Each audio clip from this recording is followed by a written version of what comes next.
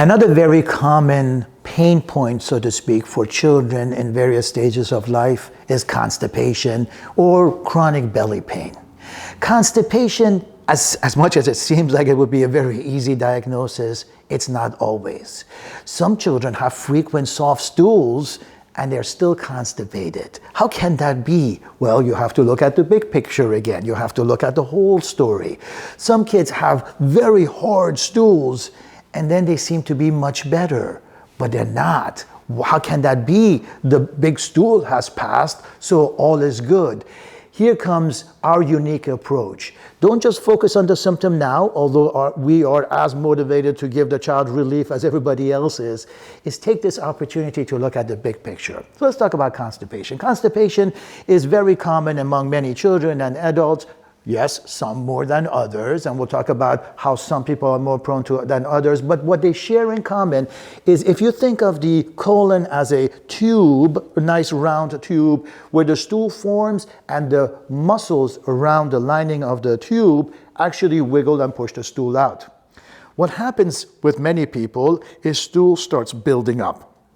As it builds up, the longer it stays there, the harder it gets. The water gets extracted from the stool. Not only does it get bigger, it gets harder. So what does the intestine have to do to accommodate that larger stool is become very stretched.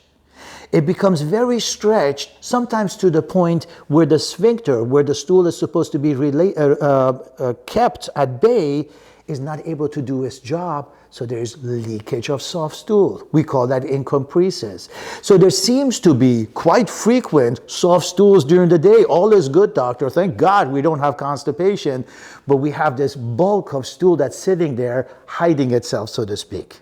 And about every 7 to 10 days or so, there's this really large, uncomfortable bowel movement. And we say, oh my God, where'd that come from? We all jump down and say, hallelujah, thank God it's out. And think that the story has ended, but it hasn't. Again, you have to go back to look at the big picture. That distended colon doesn't just go right back to its normal size. Think of the balloon that you inflate once. It doesn't go right back down to its normal size. It was stretched, and it stays stretched, at least for a period of time. So if it's stretched, the new stool forms, it can't push the stool out as effectively as it's intended to. Before you know it, you're right back to building up stool again, extracting the water, it getting harder, leakage of stool. This pattern repeats itself again and again and again. It becomes a source of a lot of discomfort. As a matter of fact, the bacteria that are normally in our gut, the abnormal bacteria start overgrowing, and that has effect on the rest of our body. It becomes a chronic problem. So how do we deal with it differently? We explain the big picture. When you've passed that large, bulky stool, our job has just begun. Our goal is to let the stool pass so it can become so soft that it doesn't need the help of the walls to push it out. So you have one soft, naturally passing stool a day. And there's certain medications you can do that are very safe, not habit forming.